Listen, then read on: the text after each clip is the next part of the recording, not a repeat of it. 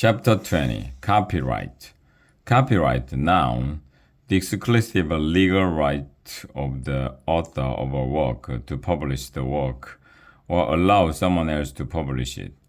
Jessie took off after Evan. He was a much faster runner than she was, and he'd gotten a head start, so when she rounded the back of the school, he was out of sight. Jessie kept running until she came to the kindergarten playground, which was all the way on the other side of the school.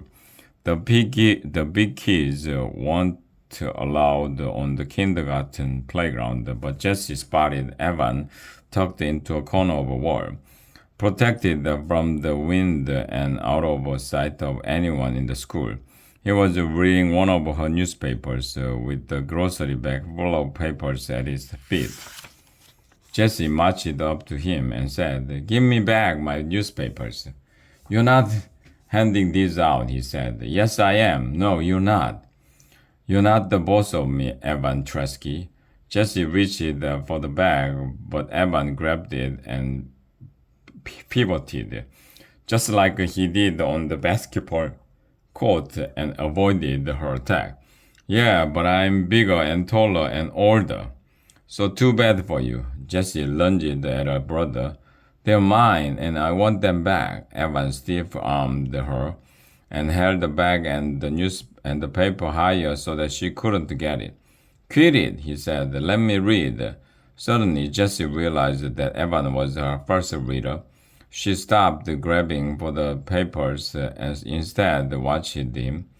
This is what she had wanted all along, to write something that people couldn't put down. Evan placed the back of papers on the ground between his feet. He was a slow reader, and it took him a long time to get all the way to the end of the front page article.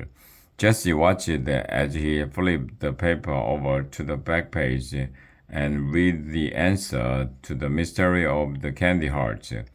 Then he looked at her, and the look on his face was one she knew well.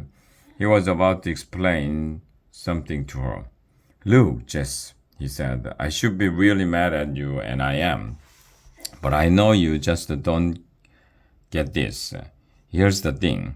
You can't hand this paper out." He shuffled his feet together so that the grocery bag of newspapers was more safely wedged between his legs. "Why?" she asked. She had the sinking feeling that she had done something that wasn't right, something that other kids would have understood. But somehow she didn't. "Isn't it good?" "Well, yeah, it's good," said Evan. "You did a great job writing up the mystery with all the clues." Evan nodded. He said, "It's really good. So why can't I hand it out? I bet the other kids will want to read it too." "But you're going to embarrass Megan and probably get her in a lot of trouble. I mean, you tell everyone that she wrote on the bathroom door and that she handed out candy in school.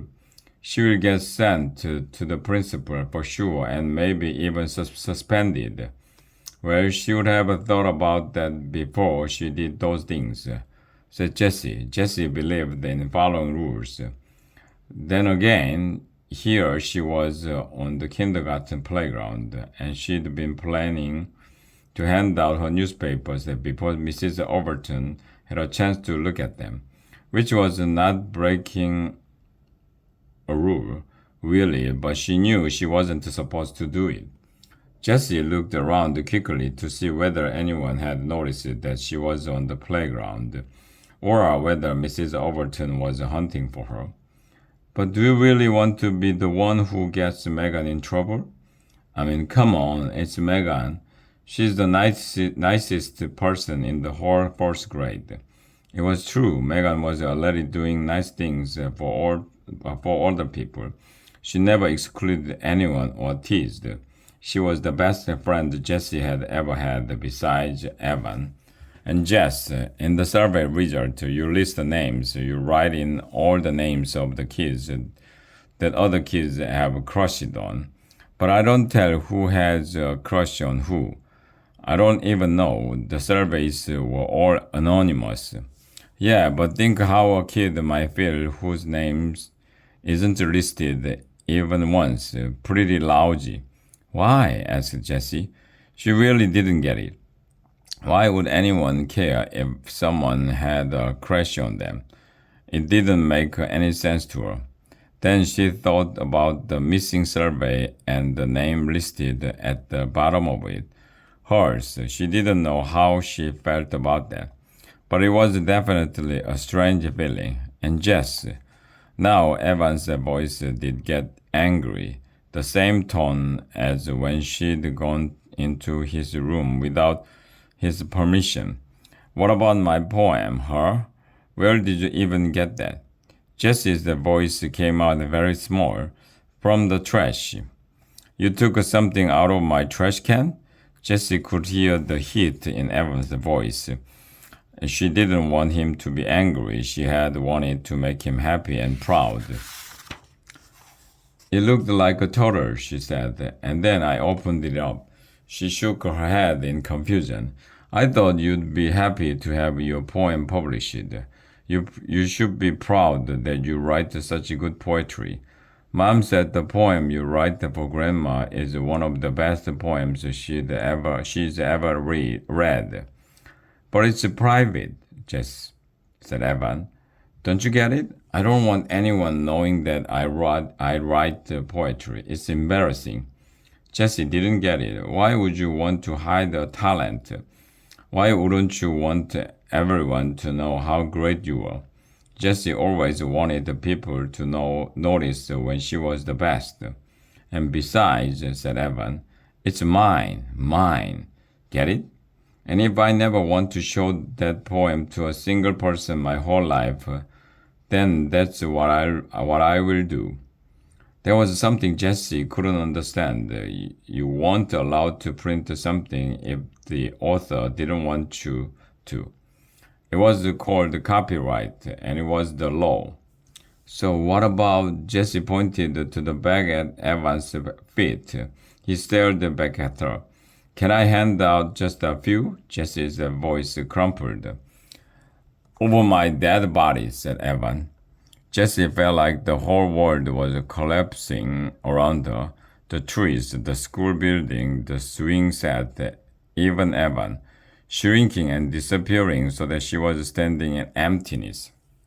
This is how it was for her when she just couldn't make sense of what was going on around her. The world became white and muffled and strange.